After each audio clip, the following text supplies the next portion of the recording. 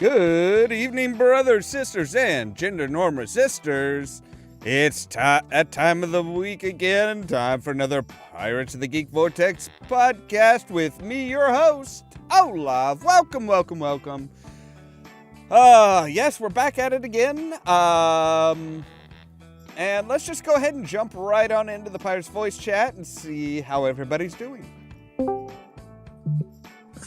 Hello, everybody. Hello. And how is everybody today? We were just talking about X-Men 97, so I don't know. If we're keeping with today's theme, they've kept the original theme song. Well, that's not surprising. They've been using that. The MCU's been using that pretty much ever since they could. They had it when Xavier came out in Multiverse of Madness, yeah. You know, that was the theme that they used. When they hinted that Kamala Khan may be a mutant, or at least has a mutation, that was the theme that was playing.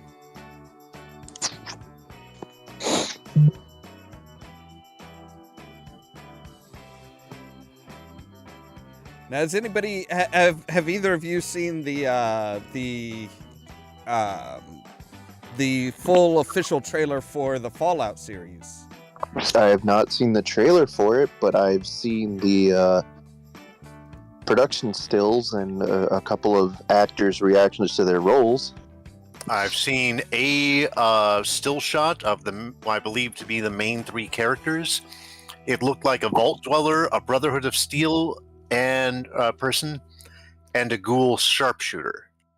Yeah, they have actually, like, they have released the full trailer, and apparently it comes all episodes will be available Monday.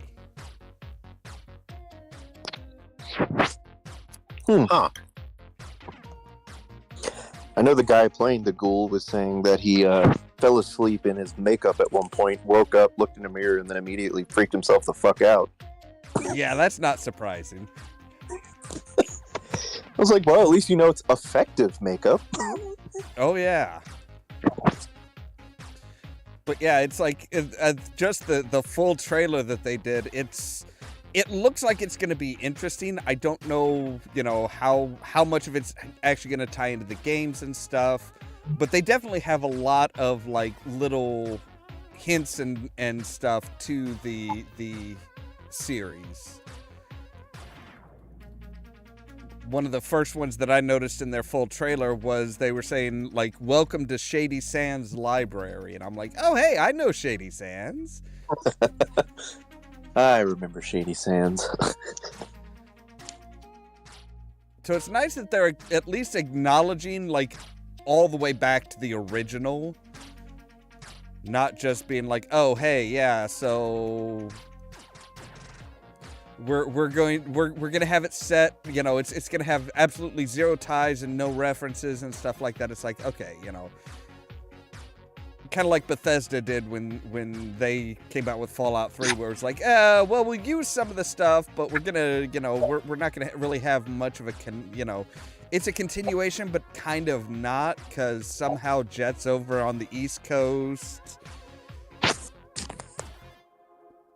And, you've got all, we're not really gonna keep to what was established with the original games. Yeah, and that was one thing that people are getting pissy about, at least on YouTube, is they're doing the shock bait, and they're saying that one of the quotes was one of the producers said, "Fallout is like Batman; you could just make up your own lore." I was like, to a point, maybe, but no. I mean, like you could explore a region that nothing else has covered. I suppose that would be something like that. And that's kind of what I was thinking. It was like, you could go into one of the regions that hasn't been covered. Like, you can go over to China, or maybe the rest of the world, maybe into Canada. Hell, you could do the Alaskan annexation, but beyond that, there's a very well-established timeline. Yeah, but like anything else, it's one of those things where it's like you can't sit there and say, "Hey, everything, everything has to be the same as it was." You have to follow the established canon or fuck off, because it's like at that point you're never going to actually have a good series.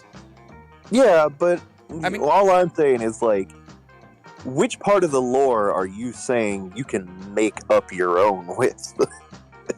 Well, you can make up how the Brotherhood of Steel is viewed. I mean, that's never been consistent. That works because the world is not one unified faction, so. Yeah, and on the East Coast they're seen as pariahs. The West Coast they're seen as mostly neutral. Well, okay, here's one for you. Yeah, kind of. Somewhere in Rome, there's a bunch of people dressed like Californians. Just for the irony. Bunch of surfers just sitting out there. But see, with the Brotherhood of Steel on the West Coast, they're seen as mostly being extremely secretive. They not many people know anything about the Brotherhood of Steel other than, hey, they hoard technology. They're not exactly a military force. They're more, hey, we're trying to keep the technology away from everybody because it's dangerous.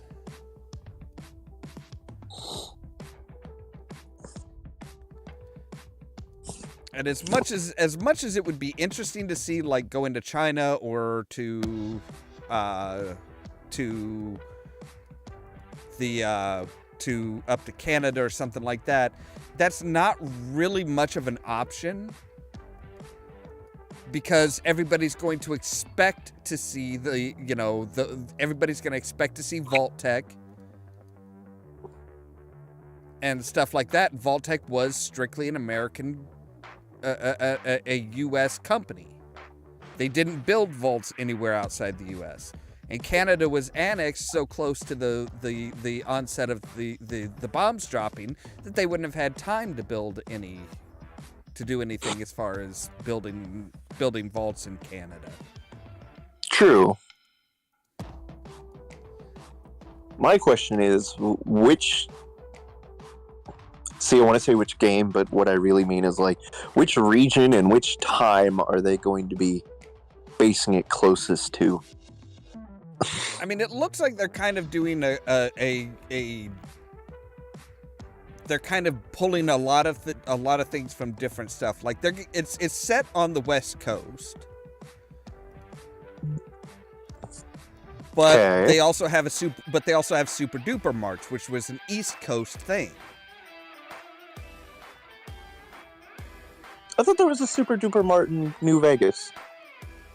There might have been, but the Super Duper Mart was very much the Bethesda thing and not really the Black Isle Studios thing. So that was very much an East Coast thing.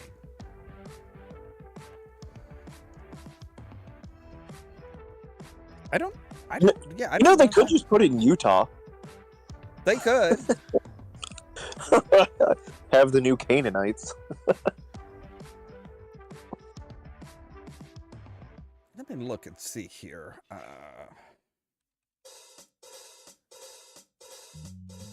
This does still tie very much into the theme because one song will always stick in my head from Fallout. You mean other than the theme song? I don't want to set the world on fire. That was Fallout 3's theme. Yep, Fallout 3's theme. And we all know that New Vegas was both Spurs and Big Iron. Because of that song in World of Warcraft, you start to have this cult show up that would just cry out, I just want to set the world on fire when they were killed. Okay, so Super Duper Marts are mentioned in New Vegas, but there is not one in New Vegas. Okay. I was going to say, I know they had you go to a grocery store at one point, and I know someone said something about a Super Duper Mart. That was Fallout 3. Oh, yeah, it was. Yeah, that was very strictly Fallout 3. But like, yeah, it's set in the West Coast as far as I can tell. It was they do have they do have a Super Duper Mart. They have a town that looks like Megaton but is not Megaton. So they're kind of pulling from a lot of different areas and a lot of different things.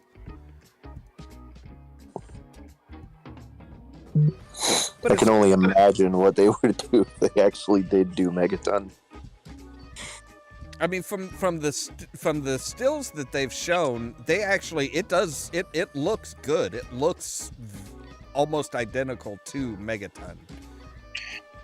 Do we know what factions they're going to include, if any, yet? The NCR is there, so the New California Republic is there, so it's that has been established.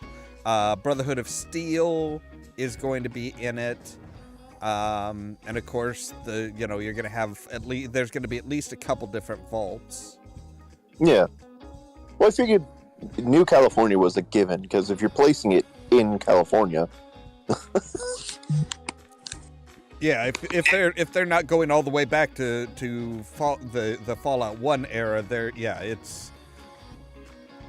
you're gonna have to have the NCR.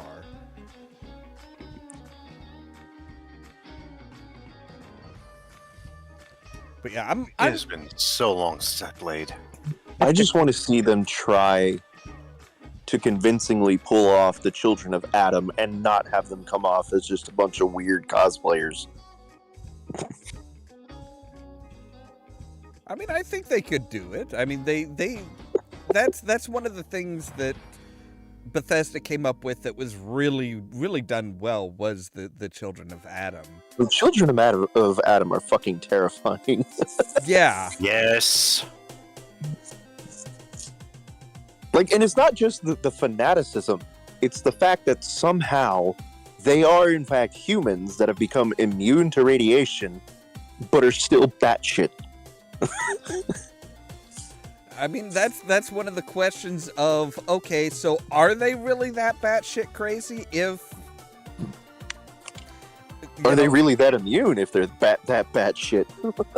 Well, no, it's the question of they're batshit crazy because they worship atomic radiation, but they're also immune to it. So is there something about their worshiping of atomic radiation that's, that is legit? That, hey, it's something's helping them out there, so they're not necessarily crazy. One of my favorite scenarios or scenes, rather, whatever, in Fallout 4 was when you find the Children of Adam with the lighthouse who are like, we're definitely worshipping the blessed, and I was like, there's a fucking glowing one in that lighthouse, isn't there?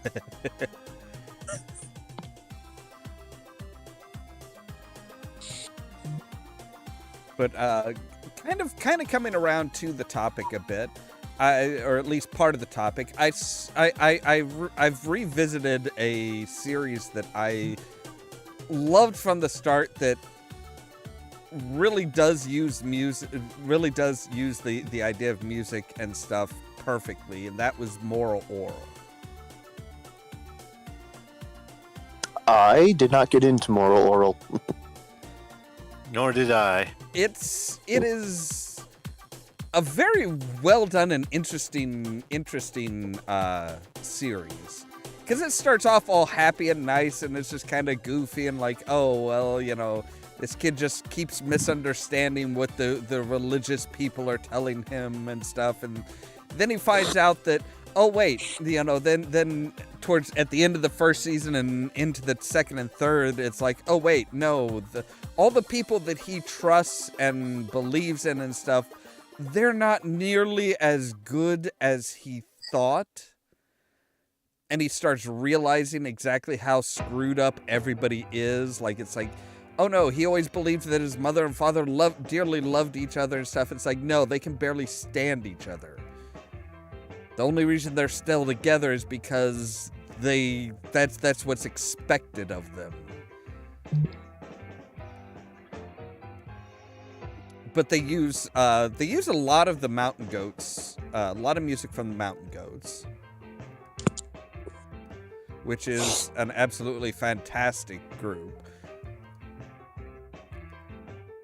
And yeah, it's just, like I said, it's one of those that, you know, the music just kind of like is very, very well done, because it's like, you know, every time that it's supposed to be kind of happy and carefree, you really do get the happy, carefree music. And then you get things like, you know, the Mountain Goats No Children, that is basically, you know, oh, hey, we hate one another. We both wish each other would die. If not, both of us would die.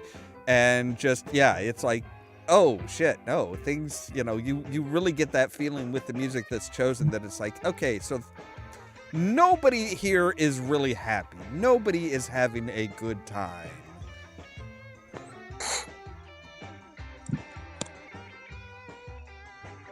But it's kind of subtly done, so that it's not like, oh hey, you know, yep, everything sucks. It's like, oh, this song sounds nice, it sounds happy, and then you actually listen to the lyrics and it's like, oh no, this is, oh god, no. This is bad.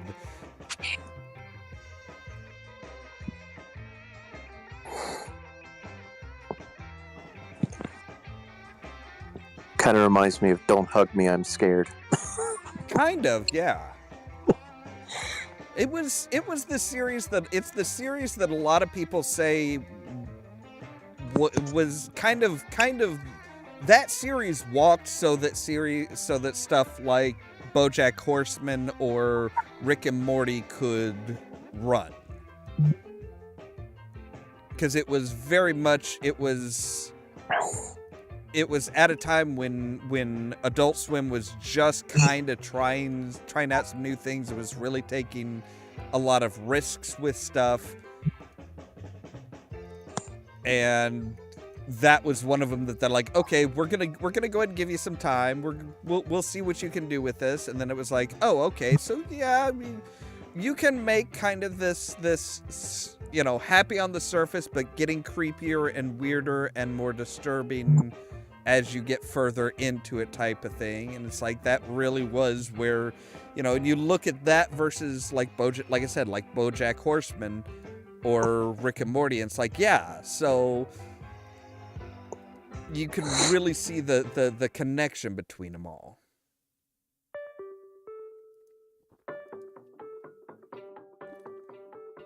But as this was a topic that was suggested by Ras, I think he can kind of delve into it a bit more. I have to admit, I haven't seen any of Rick and Morty outside the first 3 episodes, and I couldn't get into it, but the nerd scene and music. See, normally I'm saying the goth scene, but in the lead up to this, I caught myself saying the nerd scene while I was talking to other people about the idea. I asked myself, what the hell do we listen to at Gen Con? It's mostly parodies. I mean, Weird Al is one of our first go-tos if we think of ourselves as nerds first. Video game music is a close second, and that counts for just the originals, plus all the many remixes. Dracula Battle, Perfect Selection, anyone? Gods, that CD is 30 years old. 30 years since someone said, hey, let's make a heavy metal version of Bloody Tears. And I was like, okay, I'm on board. See, I figured when you brought this up that it would be, you know, you'd kind of bring up the idea of like the general nerdcore, like MC Chris, MC Lars, the great Luke Ski. Yes. And I've seen some of those people live at Gen Con in various years. Oh, God, Milwaukee was weird at times. But yeah, I would file a lot of that under the same stuff as Weird Al. Like we've all seen, God's what's the one where he does American Pie, but it's Phantom Menace. Oh, yeah. That is Weird Al's. The Saga Begins. Actually, that's what it's called. Okay. Yeah. And all of that is this Anakin guy. yes, and all of that is in this same genre of we're taking existing music and twisting it, and occasionally you'll see an original, very nerdy song. Well, that's one of the things that that you look at. You know, the great Luke Ski kind of went along Weird Al's stuff and kind of like taking a song and making it nerdy.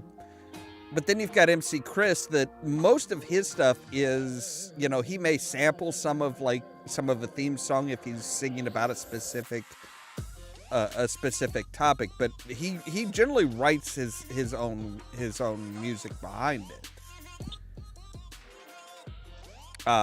Look at Fet's Vet,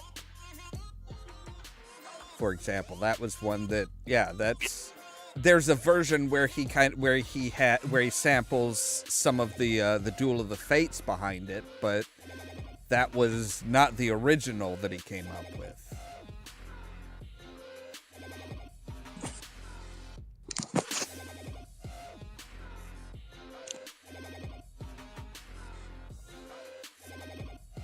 And he's another one that's kind of weird to talk about him, because it's like his music was, you know, a lot of his music was fairly influential in the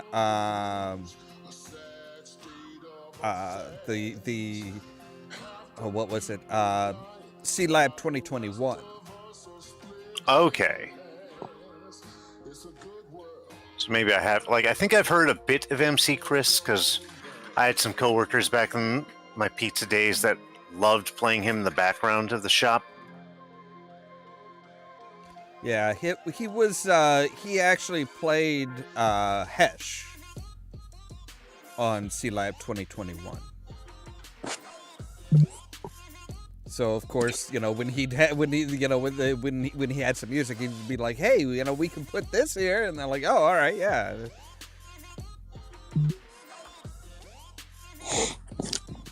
And see, here I was finding bands made by like actual nerds.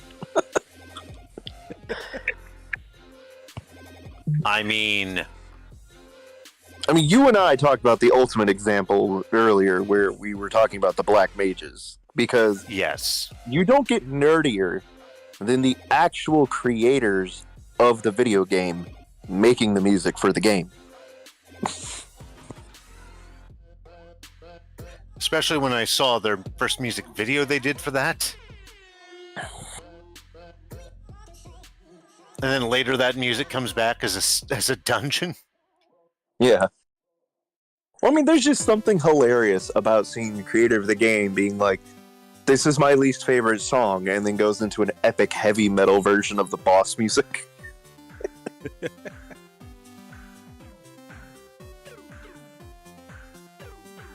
Which, by the way, the Black Mages have the heaviest and most amazing version of Genova that you will ever hear.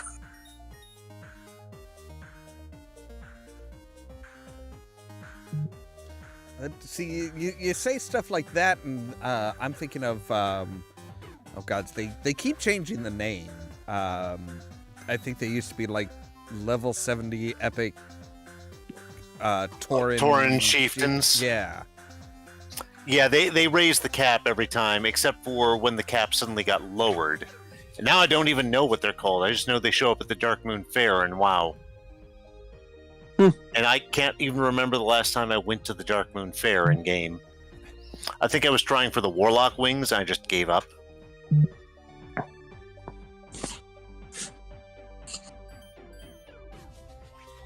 But yeah, they only play the one song.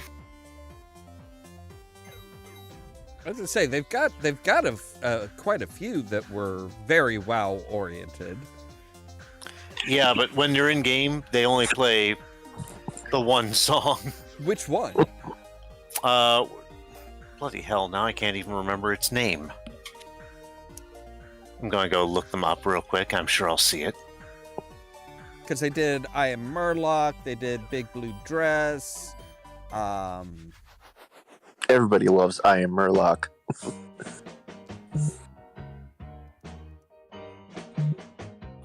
Okay, it was the name of the song was what I figured it would be is The Power of the Horde. Okay. See, And whenever you see them in game and they're in Shattrath or they're in my dog has decided to join in.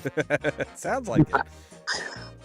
You were just out, girl, but I think she's just jealous that I'm talking to anyone else right now. I was about to say, she has opinions about you giving attention.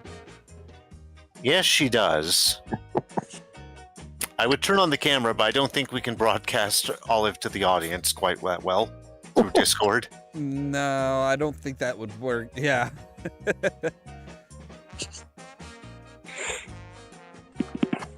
As hilarious as it would be to watch people fawn over Olive, and she does tend to get me much better views when I use her in my commercials for my radio show. Now she just wants the belly rubs. Yes, she does.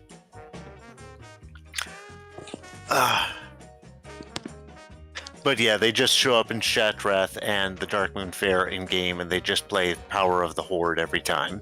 Okay. And to be honest, I never really went looking for the rest of their stuff. I was gonna say, I think the first one I ever heard of theirs was Big Blue Dress. And then I Am Murloc.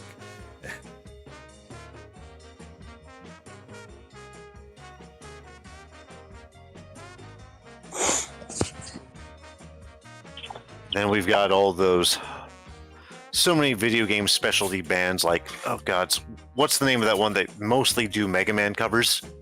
Actually, I was just about to mention Power Glove. Thank you.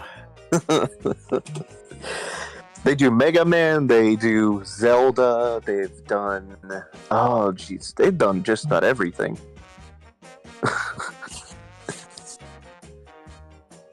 And they do quite a lot of Final Fantasy as well.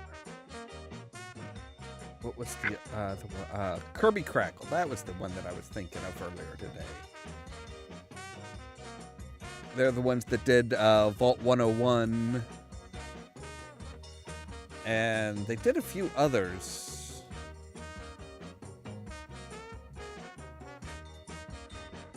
And then you've got some of the more mainstream type of goth ones that would dabble in gaming references and stuff.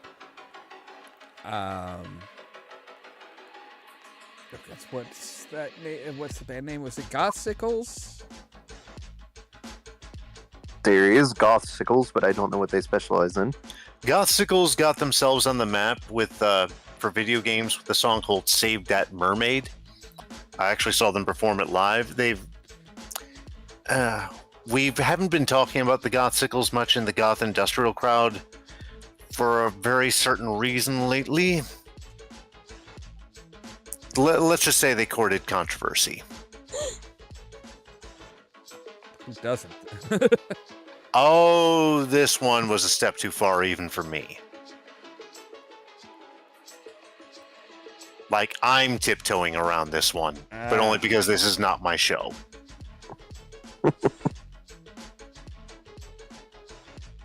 Well, this is not solely my show. Yeah. So. Oh, that was the one that they did. They did the Konami Code. They did Konami Code. They did many homages to, say, Vampire the Masquerade. They have a song that was literally called "This Is What the Brujah Clan Will Do to All Your Gangrels." Numerous songs about arcades. Homages to Kid Icarus called Squid Icarus, and I don't know how many Cthulhu references. That's almost kind of a mandatory one for any goth scene. It's like any goth band. It's like, you know, you have to do something with, you know, you have to do something in regards to in regards to Lovecraft. Preferably with, you know, involving Cthulhu, naturally.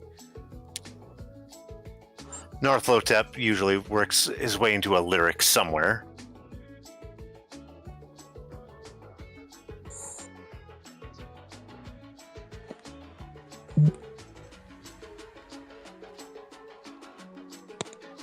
And then, you know, we saw the video games live concerts a few years ago, and I will sometimes play those discs on my show. Like, it's funny to do a whole night that has been nothing but goth industrial over and over, and then suddenly end with the theme from Civilization 4. That would be a bit of a change up. I always end on a video game song of the night, so it's not completely a shock to my listeners. And sometimes I'll just, you know, I'll do what feels like cheating, and I'm just going to play something off the Mortal Kombat soundtrack, or the Vampire the Masquerade Bloodlines soundtrack, or the Silent Hill 3 soundtrack. I mean, those are just tons of options. Yeah. Or just, you know, like I mentioned earlier, Dracula Battle Perfect Selection. That's nice and gothic and full of metal.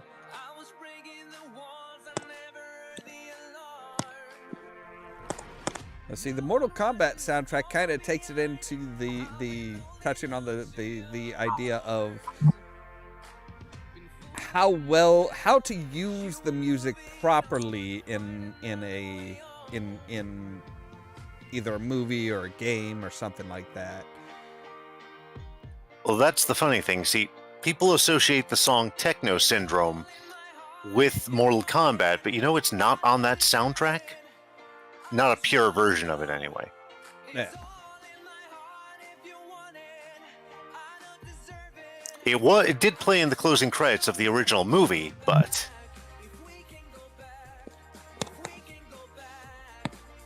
Well, see, that's kind of the difference, though. It's like, you know, it's not on the soundtrack, but it was used in the movie, and it's kind of, you know,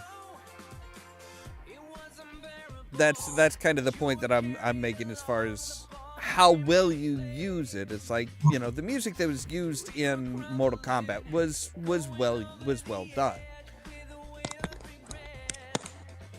it was an amazing soundtrack, and it was put out by Wax Trax, the most to most people back then as, hey, it's the Skinny Puppy label.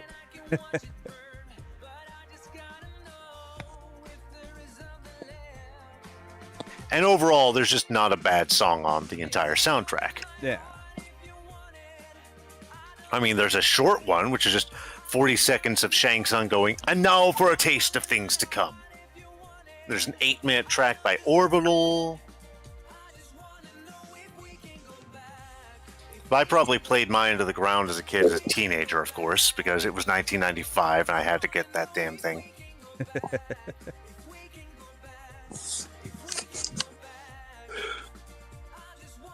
Suddenly I was going from Aerosmith to Typo Negative. That's a hell of a jump. Kind of, yeah.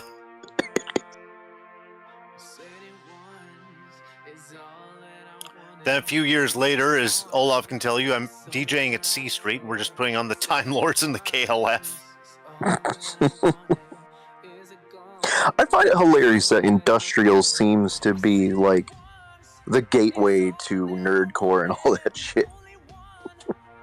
Yeah. Is it maybe because they use so many movie references as parts of the song? Just like, God damn it, now I gotta look that up.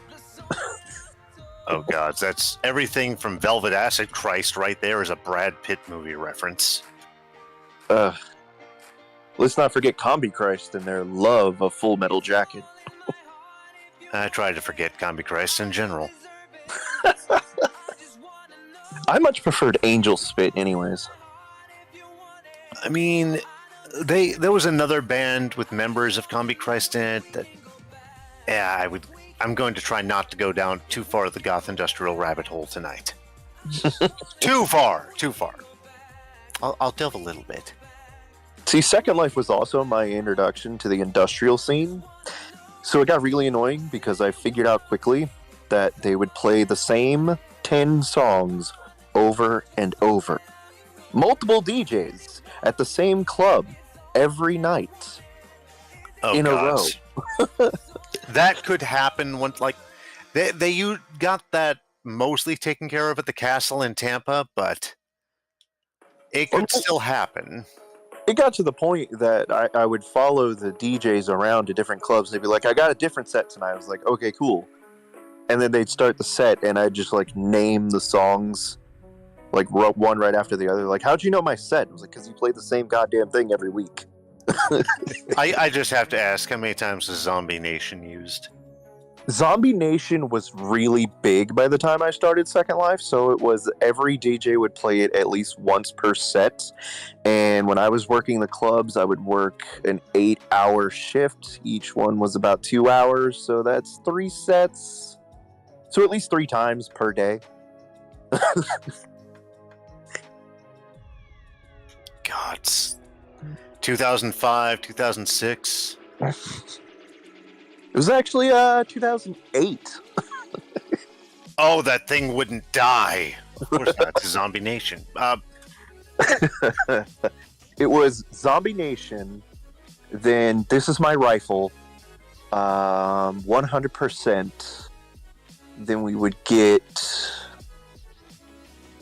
depending on the DJ, they always had at least one quote-unquote sexy song, but depending on the DJ, it rotated between Bilingual, Fuck Me Too, or what was the other one? Smut Me, or the ABCs of Kinky Sex.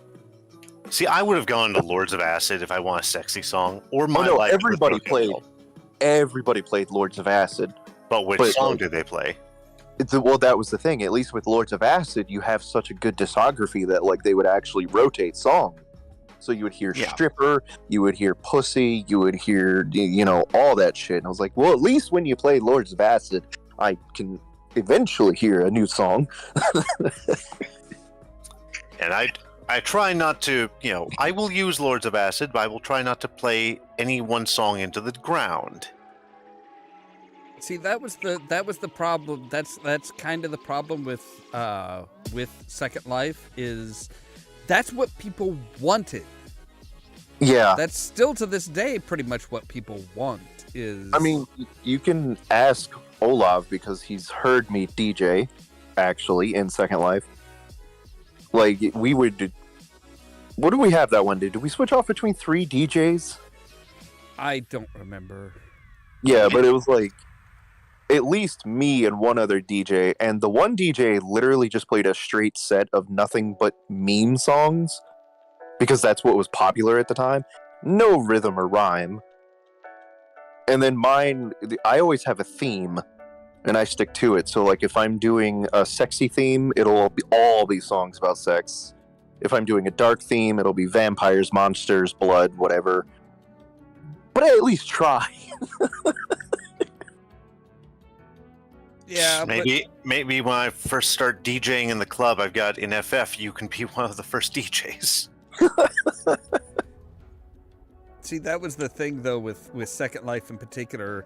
It's they knew they knew what they liked, and that's all they wanted to hear. So you would it would be, hey, we want to hear this song. Every single DJ up to this point has played it in that day, but there's these people have been there ever since the first one. They're like, no, we want to hear this song again. That's like, And eventually, every DJ followed the same script for their call-outs, so we didn't really have to think for anything. We could basically do our call-outs in our sleep.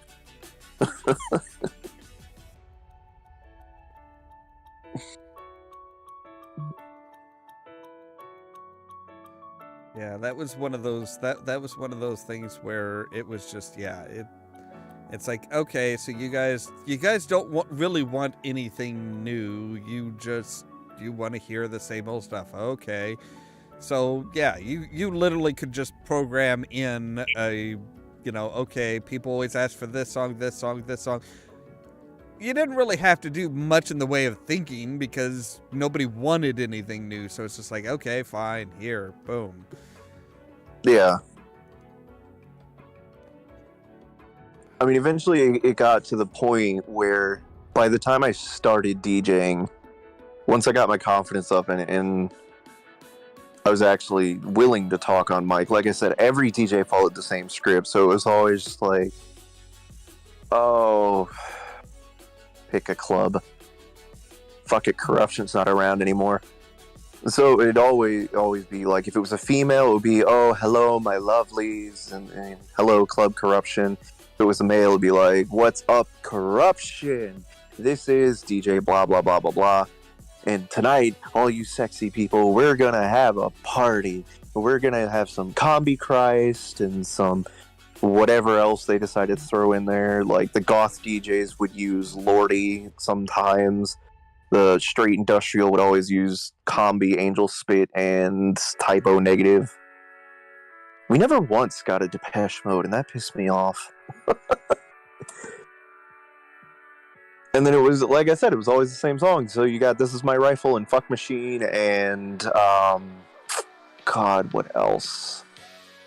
Hate This. Occasionally you got Skinny Puppy, which, again, was a blessing because at least with Skinny Puppy they had to play different songs.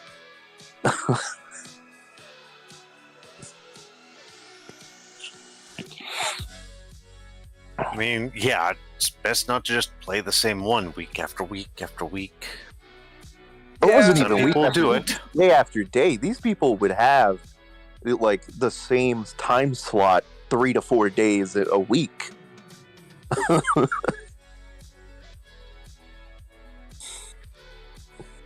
Yeah, but I mean, it's the same thing happened at the Goth Industrial Nights here. It's like, if there was one song that was particularly hot, you would have, every night you would have people asking for that song and nearly demanding it. Yeah, if people would request me to play certain things, I'd be like, yeah, I'll play it. You pay me extra. There's my tip jar.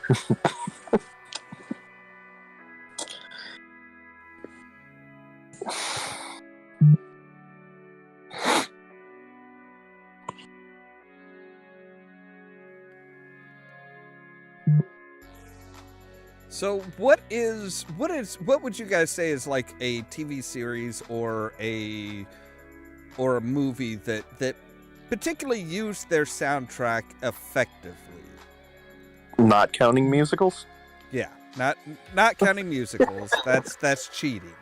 Bubblegum Crisis. Okay. Hear me out. The original 8-episode OVA Bubblegum Crisis was effectively had new music in all of its 8 episodes. No consistent opening theme or closing theme. Okay. Just an absolute smorgasbord of 87 cyberpunk. Yeah, I was about to say, I'm also going to have to take Metalocalypse and Detroit Metal City off the list because those are cheating as well. If the show's about a band, you can't say it had a good soundtrack. Yeah. Cowboy Bebop, pretty good, especially when they got to the blues episode. Yeah, that was a good use of soundtrack. The blues episode, the Spike has a flashback episode while he's falling. Both excellent. Yeah, you know what had a good soundtrack though? Lucifer. That had a good soundtrack. I have not seen Lucifer. So you'd think that it would get old with them trying to find all the devil songs, but no, they actually did pretty good. So you had Call Me Devil, where it was just an intro song. They would have Lucifer actually sing, and he would like sing things like Sinner Man but they always made it thematically appropriate. So like when he's singing Sinner Man, it's because he's sitting there like, okay, well, I know I'm a sinner, but I need to get right with Father, and I want to be better, but I'm still the fucking devil. I would have to say one of them that I was always very fond of as far as a TV series that I think did really, really well with their music was oh god, what was it? The Blacklist. I stopped about 8 episodes into the Blacklist. But you saw enough of it to know what I mean, as far as all of the music that they chose was perfectly themed with what was going on. It set the tone for a scene. I suppose. I spent most of watching The Blacklist just waiting for James Spader to get back on screen because he was about the only part that I actually enjoyed. But it wasn't just oh hey, we're gonna have this kind of music, that kind of music. It was, like I said, the music really set the tone for what you could kind of tell what the scene was going to be or how it was going to be just by the music alone. Yeah. You could really kind of tell if things were going to go off if things were going to go really bad, that was very much, you could tell by the hectic tone of the music. If things were going to go well, you could kind of tell because it was always that really smooth music.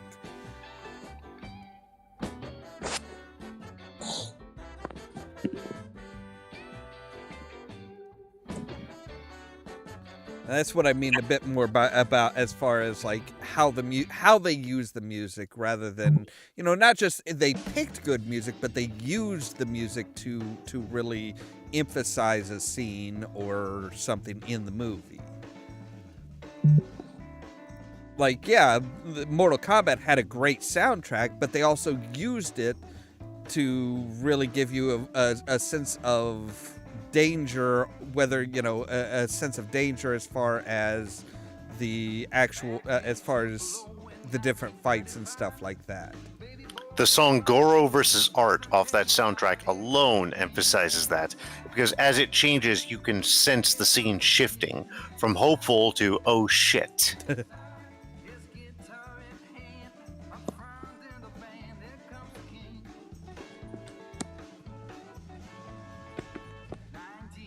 God damn it, Orochi. Come on. Now, see, you could go, there's a few others that could be considered cheating as well. Like, I suppose, it would be unfair to bring up, like, oh God, I can't even think of the name. Hudson Hawk. Hudson Hawk was hilarious, but yeah, the soundtrack was great. And it was one of those, and it was a soundtrack that was used in, the way it was used in the movie itself. And it had a specific purpose, and it worked. Exactly.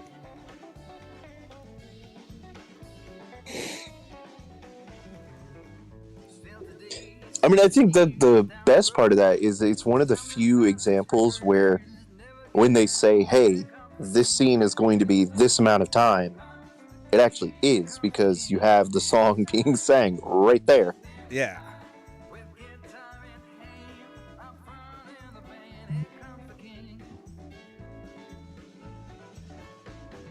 And I love I always loved the complaints that people had both in the movie and outside the movie. Well, but what about a watch? Why don't they just use watches? It's like, because you have to make sure that the watches keep the exact same time. When you're if you're trying to plan things down to the second, if one watch runs a little bit faster than the other, you're screwed. But if you have two people that know the songs that know the songs word for word, beat for beat, that's a better timing mechanism.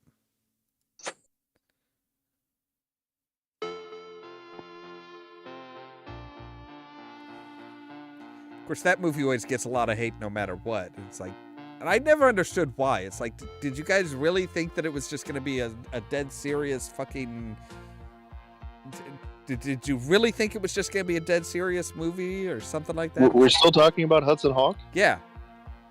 Because people didn't get the genius of it at the time. They saw Bruce Willis and like, an action movie. I'm like, this is Bruce Willis back when he was still doing comedy. He never really stopped doing comedy. Well, yeah, but like when he was more actually known for comedy before he like stepped into the action.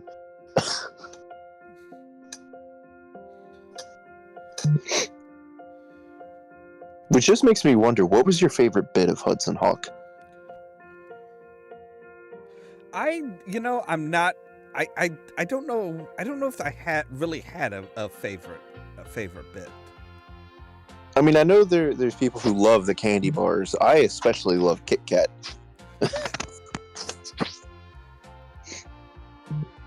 I mean, if we're talking like favorite scene or something like that, I would have to go with the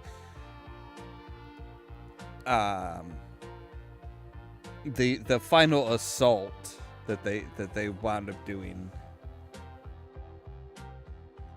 Yeah, that whole sequence is great.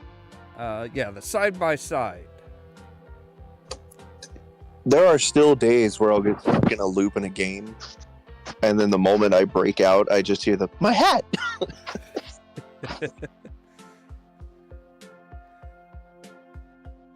Or if someone survives something completely, what is the word we want?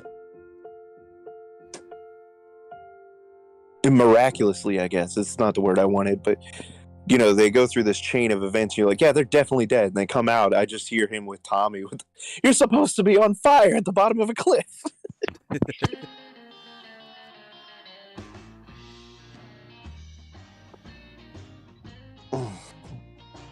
Oh, God.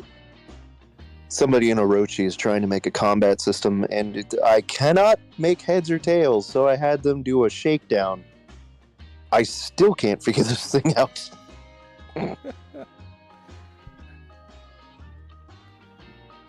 I'm looking at the combat using that system. I'm just like, I have no idea what the hell's going on right now.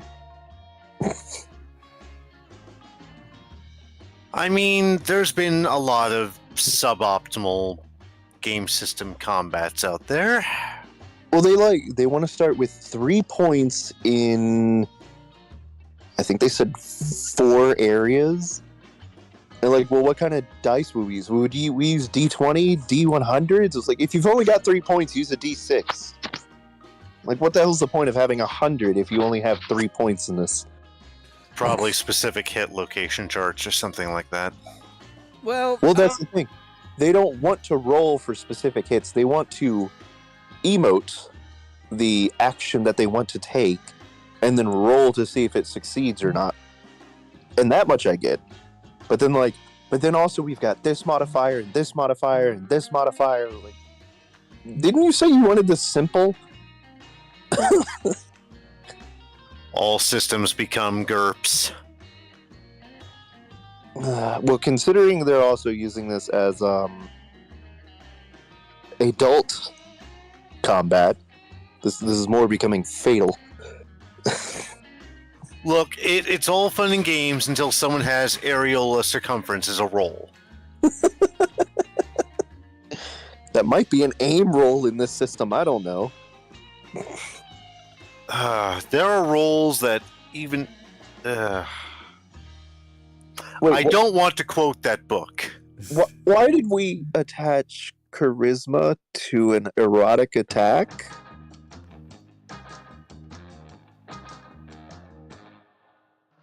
I don't understand. Because Gary Gygax is very disappointed in every single one of us.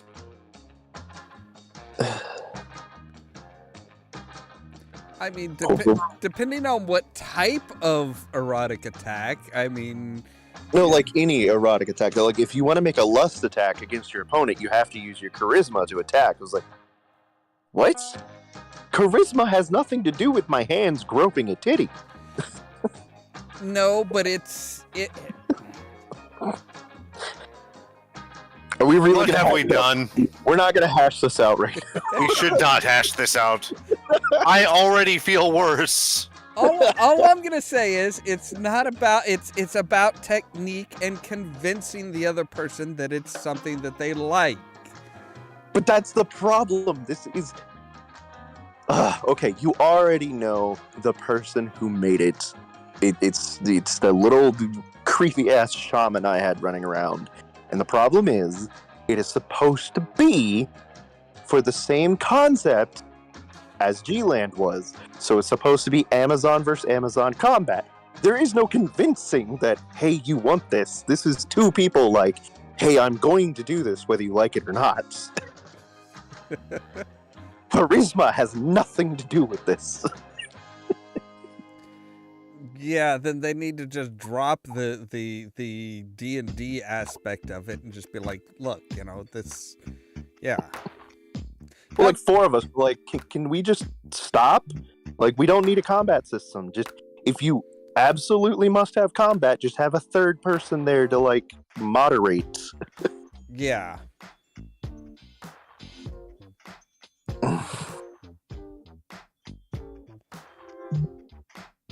Which is bad, considering Silea was one of the people who were like, can we just have a third person to moderate, please?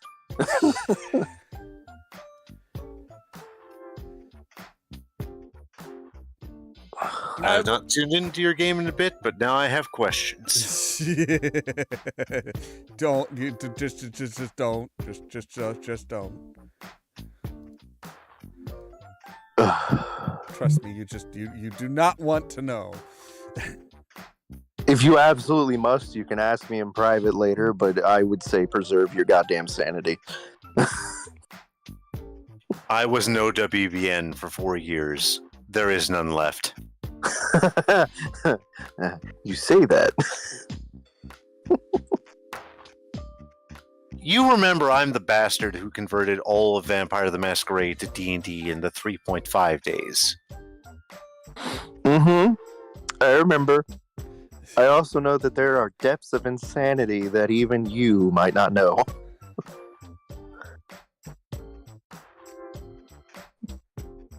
I'm trying to think of a convention-based joke here. But all I've got is the Temple Con standby joke.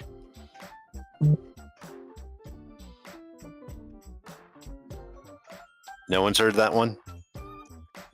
I'm still focused on the system. They've been going at this combat since, like, what is it? It's 11:15 now. They've been going since like 10:05. That's how fucking complicated the system is. This simplified system?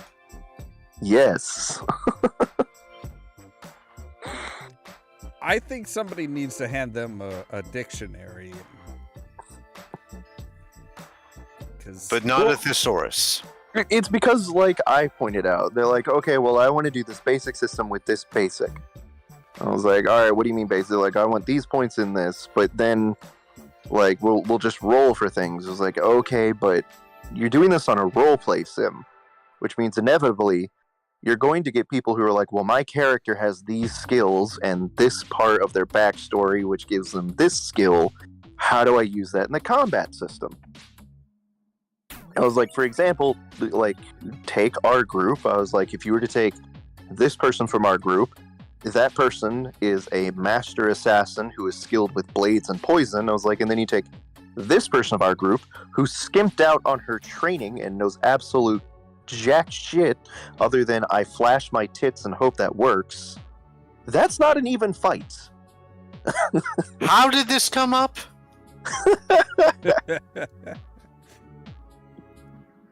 Again, this is an Ollamh knows this group. He knows exactly how this came up. We're not getting into this. Yeah, it's just, yeah. It's the age-old problem of, you know, the everybody wants to be a badass and always wants to win. Mm-hmm. That is the problem with just about every combat system there is in Second Life that I have ever seen. Is either, you know, if it's purely role play, people will be like, oh hey, so yeah, I can do this and I can do this. It's like, no, you can't. Like another friend of ours mentioned a you know, okay, well, they're trying to do like pure role play as far as combat, and a person with basically figure a person with arms like wet noodles tries to claim that they can punch somebody out that looks like Arnold Schwarzenegger. Well, if they're not Plastic Man. Well, no, there's the thing. You'll ask them for justification. You're like, what makes it so that you can? They're like, because I can. Yeah, that's their whole justification. Just because I can. Because that's my character. It's like, no, is your character like a blacksmith? So, you know, more wiry than bulky? Maybe. Mostly because they know how to leverage what strength they have is trained to be more about, you know, hitting the exact points and stuff like that. Yeah, it was like, if you say you have martial arts training, I'll accept that. Shit, I would accept I'm a dancer, so I know how to put put the correct strength in certain muscles, and you know, my build is deceiving. And they're like, no, my justification is I want to win. Yeah, that's 9 times out of 10. That's the justification. I want to win, so I can do this. And it's like, no. We used to have wrestling matches at that place, and we would have the dumbest shit happen in that ring.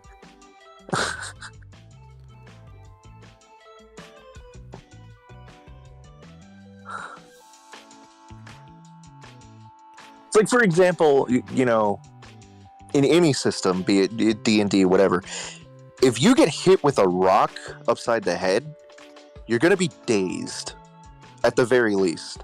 These people would say the rock shattered into concrete when it hit their skull because they're just that goddamn amazing. Yeah. Oh, and acting out power fantasies. Yep. And then I was told that my character was unrealistic because I actually went into the backstory of how they devoted hours of training and could actually dodge these attacks because they could see the movements being telegraphed and they were actually able to move out of the way.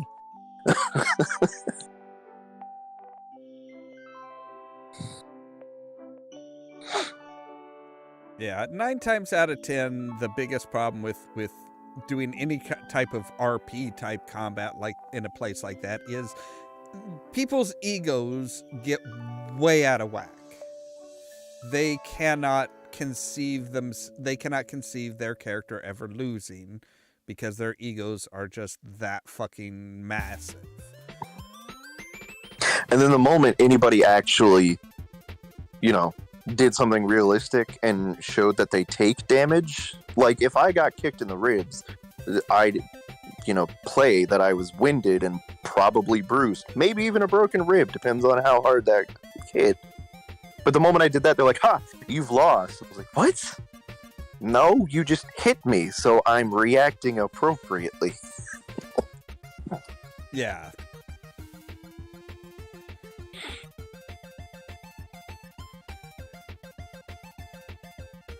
And then there's the metered combat in stuff like Second Life, where it's most of the metered combat is really just pay to win.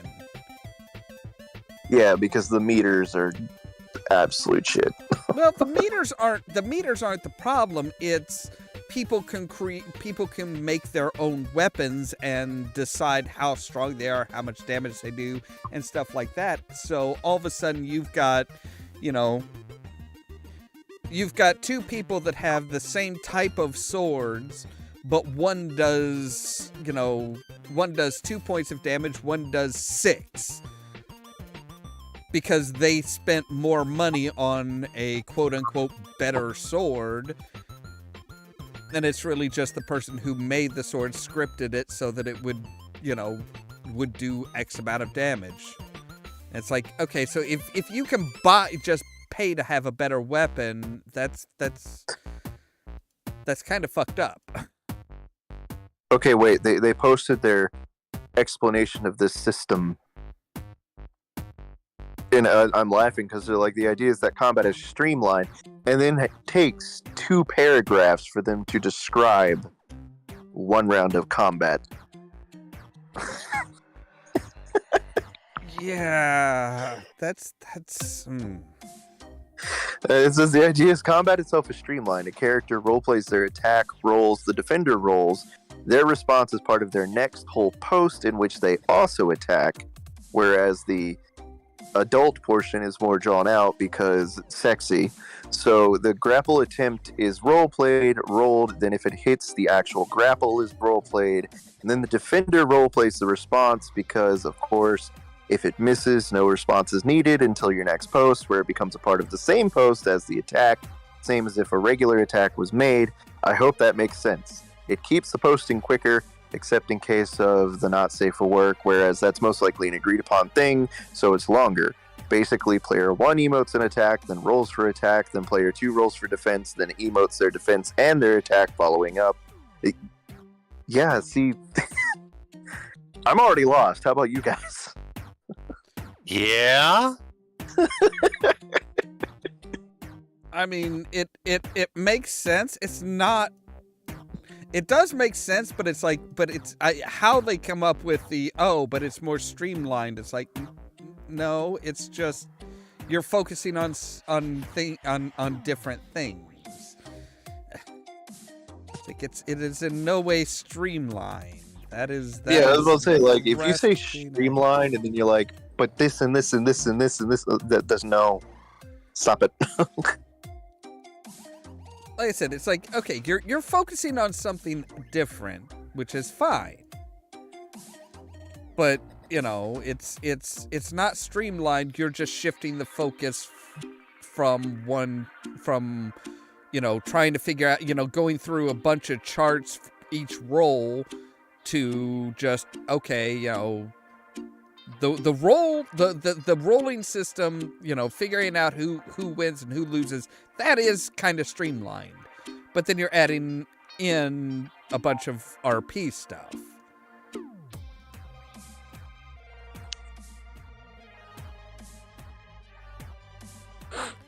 I mean, it's still going to take forever and a day just for just for 2 people to have a fight.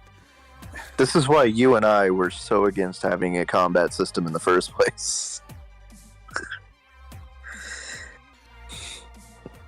I mean, that type of a system is fine. It's not necessarily a bad system.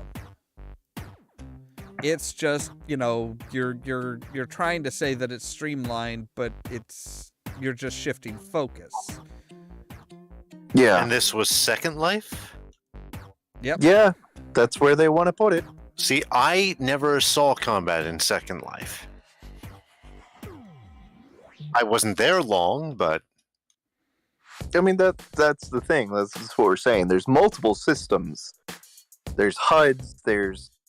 the Sims themselves have a health system, so that, if you have a combat system that functions on that sim, the sim directly will just take health out of, like, you falling off a building or being hit with a stick, what have you. Then there's metered combat, where you both have to have at least the same... You don't have to have the same exact meter, but you have to have, like, the same system for the meter. And then the meter will take care of rolls and health and all that, but... Like we said, there's systems for the meters where you can mod and tinker and buy better equipment that looks exactly the same and has the same class as another person's, but does a hell of a lot more damage. There's roleplay combat where the egos come in. And then there's dice systems where people will be like, okay, well, I've got a roller. And then the problem with that is that you can make the roller private and just fudge all your rolls saying, oh, hey, yeah, I definitely got a natural 6 on this. Hello, Vox, meet Henhouse. Right. I'm just like, I'll never complain about Roll20 again until the next time I boot up Roll20 anyway, but...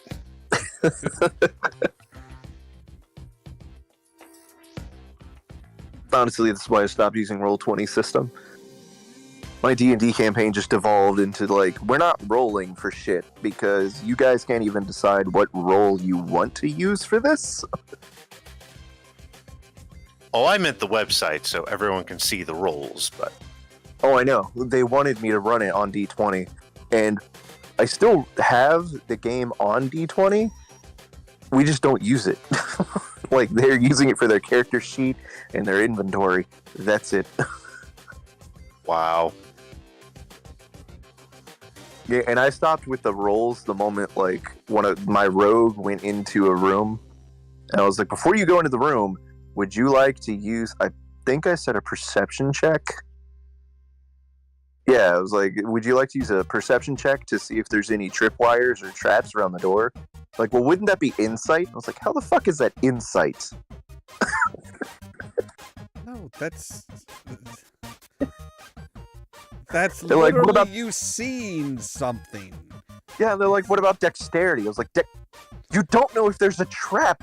You can't be dexterous against something you don't know is there. All right, you know what? If the character is blind, now it's insight. Well, now, okay, I could kind of see a dexterity check. I mean, there are times where, you know, if everybody, you know, you say, okay, give me a perception check. Okay, nobody succeeds the perception check. Give me a dexterity check. How clumsy and stupid are you? How heavy are your footsteps? And see, like, that makes sense. I'm saying, like, if you just go up to a door and you don't know if it's booby-trapped, a dex check isn't going to help you. Yeah. Because, like, I want to make a dexterity check for booby traps. I'm like, what the hell is a dexterity check for a booby trap? You just throw yourself through the door? Yeah, it's like, no, a dexterity check is you know, you trying to open, you know, maybe you trying to open the door carefully, but that's really about it. That's really all about all you're going to be able to do. Yeah, and then I gave up on them taking any amount of me trying to play to their strengths seriously the moment that we ended up in a brothel, because one of them is a devotee to the goddess of pleasure. And I was like, what better place to have a cult for that than a brothel? And then all they did was the paladin, who I could have sworn was a tinkerer because that's all he does is tinker, built a Steely Dan, and then they left.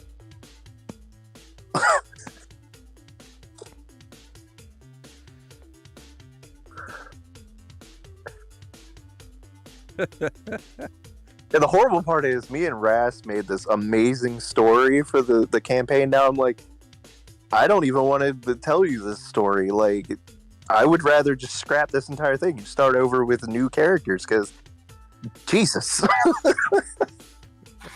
So what we're saying is that the horrible things you and I came up with that I so wanted to emotionally rend your players with Wouldn't work. My gods. Because, okay, this group literally took a man that they needed to interrogate, and in order to get information out of them, they cut off his nipples. That was their first round of questioning. What I'm hearing is you have them in the wrong game entirely. It's time for them to be a Sabbat pack in Vampire the Masquerade. Basically, yes. You're all on Path of Cathari. Deal with it. So, like, we have the rogue elf, which is the only one that's actually leading the group and making any somewhat intelligent decisions. the fighter, who occasionally makes intelligent decisions, but mostly just hangs around in the background and doesn't do jack shit. Doesn't even know what they really want to do with their character. What is he? He's a rock gnome paladin who just tinkers all the time. So I literally thought he was an artificer. I forgot he was a paladin. But he's not a paladin. He's a paladin oathbreaker. But he doesn't know what his oath was, so he doesn't know how he broke it. What? Right. And then we have the warlock, who has spent this entire campaign trying to get back to his mistress on the plane of fire, just to get back to his mistress.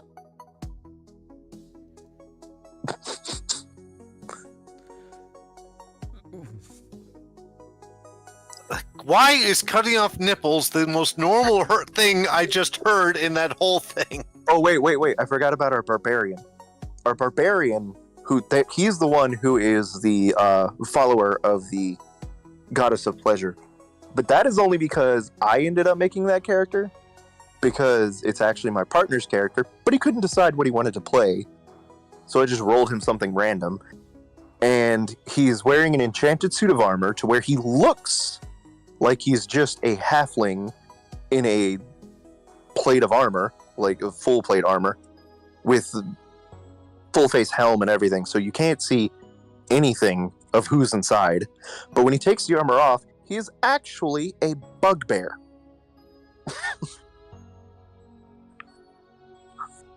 Also, he has natural 27 strength without modifiers.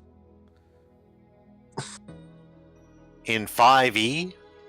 So he rolled a nat 20 on strength, and then with when I say without modifiers, I mean without additional modifiers. Just his racial trait and natural modifiers bring him up to 27. So if I were to add weapon and armor modifiers, he's just basically going to tank anything.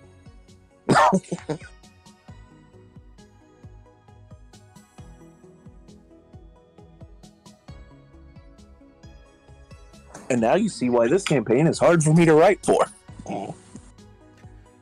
Somewhat, yes.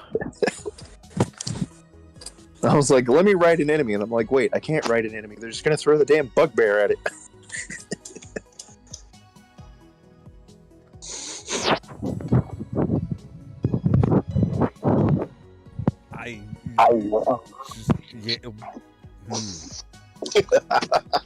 I mean, I have run and been in some fucked up parties before. I was in that party where we said, we are not an adventuring party, we are a random encounter. That's basically what this is. I should just rename it to Traveling Circus. Not Murder Hobo Party? I mean, the official campaign name is Badlands and Bake Sales. I'm reminded of when our characters in one long-running D&D campaign I was in stopped into a coastal town called Love Ditch. Therein, we found a restaurant on a ship called I Can't Believe It's Not a Barnacle. It was totally a barnacle. Should I mention that the villain for Badlands and Bake Sales originally started out as the two prompts I was given were Total Karen and Wasp. Is this the character I think it is? That would be Muffy, yes. Okay. Something of her has survived. Yes, that's why her name was Muffy, and then I changed it. But yes, it's the kobold. That was one of the most terrifying characters. Not from a game stat perspective, but just from a holy crap, they did what and what and what, and their further plans are okay, call the psyche valve now. I worried about my own sanity after I helped write that character.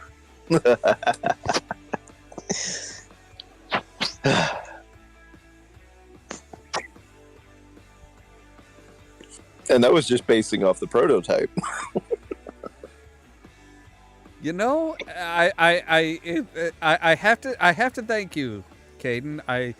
I remember now every like all the reasons why I'm just like why I over a year ago now I said, you know what, now I'm good. I'm done with Second Life. I'm good. Oh, this isn't Second Life. This is my Discord D&D campaign. Yeah, but this is like these are all the things that like originally just like pushed me away from Second Life, and it's just like it's like, oh yeah, I remember all that drama and bullshit now. Yeah, I don't miss it. Should I mention that the only sane character in this campaign, the one that I mentioned, the elf that makes the leadership decisions, is the old high priestess of the cult?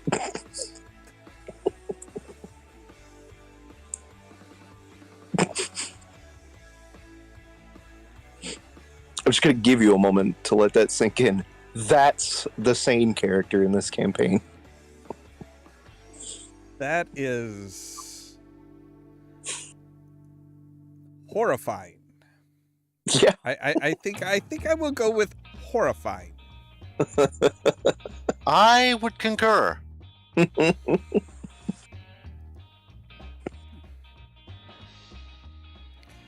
Okay, I need to take a real quick break because I need to run to the bathroom. So, I need to as well, I think. So. I would have just said break for mental sanity because that's what I'm taking right now. Very good indeed. All right, works for me. We'll be back in a bit. Hey.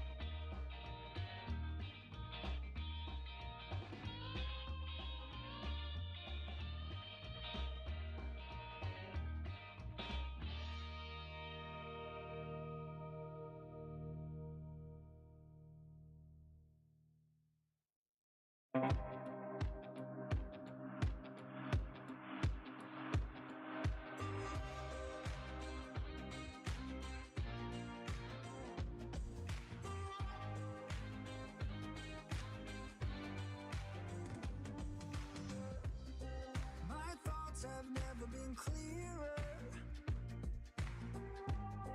I see what you're doing to me now. All right, and I'm back. Welcome back.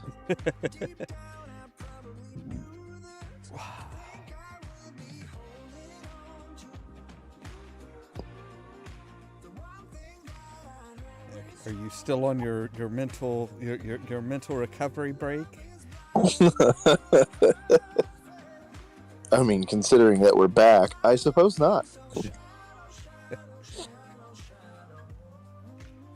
Well, I got to thinking, I'm like, something like that. That's not exactly something that you would expect somebody to come back from after just a few minutes.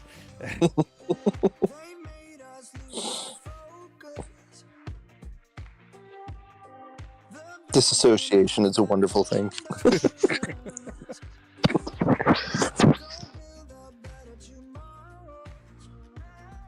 just compartmentalize everything. There's a part for Second Life. There's a part for D&D bullshit. There's a part for pirates.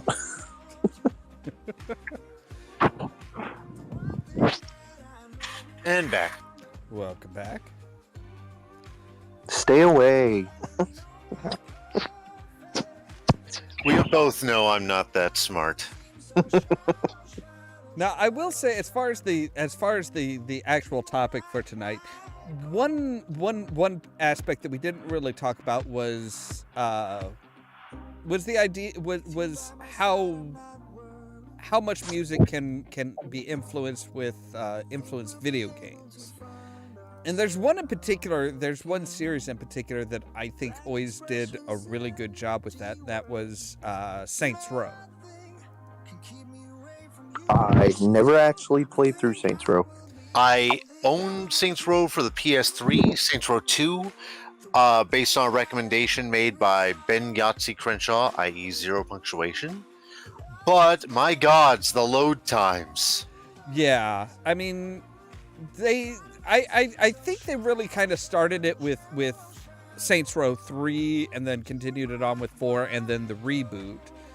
But they, for the most part, you can, it's kind of like Grand Theft Auto. You can pick your own music and stuff like that and flip through the radio stations and everything. But every so often they have missions that are like, no, this is the theme song for this mission. Like Saints Row, in Saints Row 3, they have a Kanye West song that really fits the mission when you're going in to wipe out everybody in this penthouse in order to take it over. I think that the big one that I always remembered was at the end of Saints Row 3 when you're going off and you have two different objectives that you can choose from. You can go and save your friends and let this one big bad enemy get away, or you can go after the big bad enemy of the game and deal with him.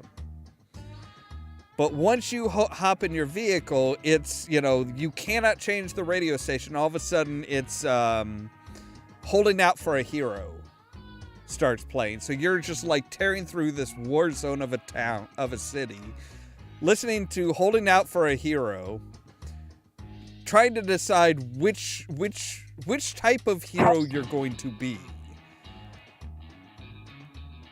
And that was... I can't decide if that sounds more Mad Max or just cocaine-fueled 80s action movie. I'm going with the latter, personally. Yeah, very much the latter.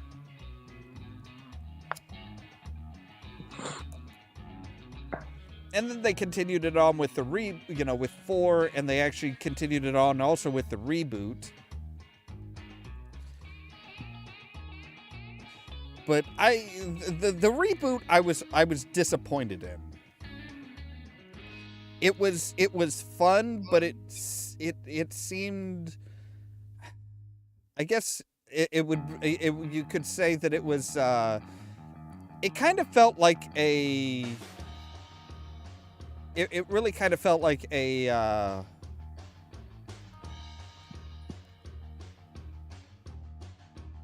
kind of like a cheap knockoff of Saints Row.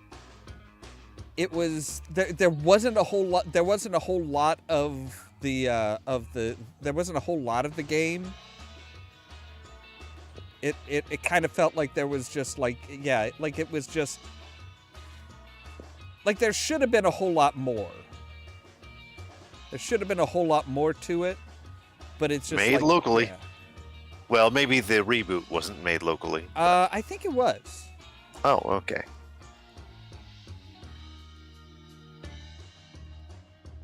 For those of you out there who don't know, Volition is based in this town, or was up until the closing, yes. I was going to say, yeah, it was.